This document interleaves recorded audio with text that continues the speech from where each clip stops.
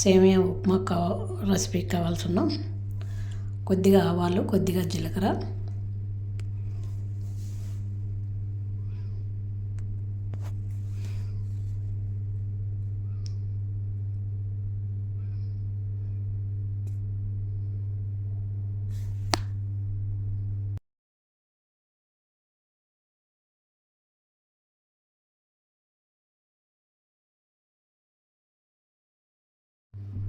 ఇప్పుడు ఇవి వేగిన తర్వాత మనం సన్నగా కట్ చేసుకున్న గ్రీన్ చిల్లీ, ఆనియన్,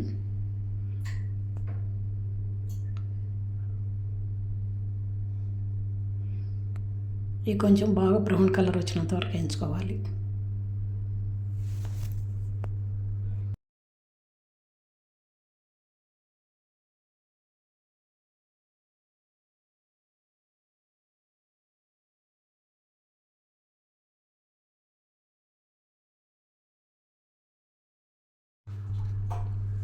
ఇప్పుడు మనం సన్నగా కట్ చేసుకున్న క్యాప్సికమ్, క్యారెట్, బీన్స్ ఇవి కూడా వేసుకొని ఎక్కువ మెత్తగా ఉడకనీయకుండా కొంచెం పచ్చిగా ఉండగానే సేమియాని వేసుకోవాలి.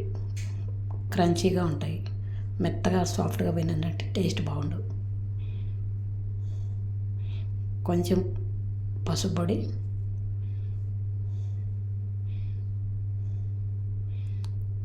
కొంచెం లాల్ మిర్చి పౌడర్,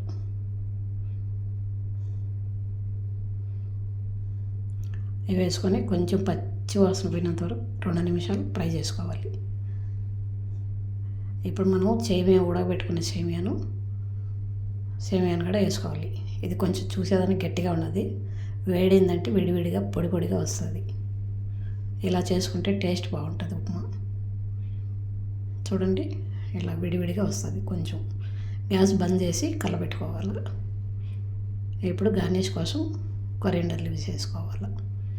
అయితే సింపుల్ రెసిపీ, ఒక 5 నిమిషాల్లో అయిపోతుంది.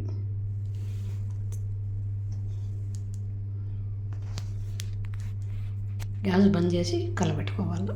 కొంచెం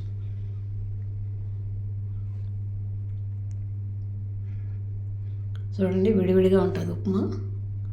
నూడిల్స్ మాదిరి వస్తుంది ఇలా చేసుకుంటే. అంతేనండి, సింపుల్ రెసిపీ. ఇలా మీరు కూడా ట్రై చేసి చూడండి, చాలా బాగుంటుంది ఇలా చేసుకుంటే.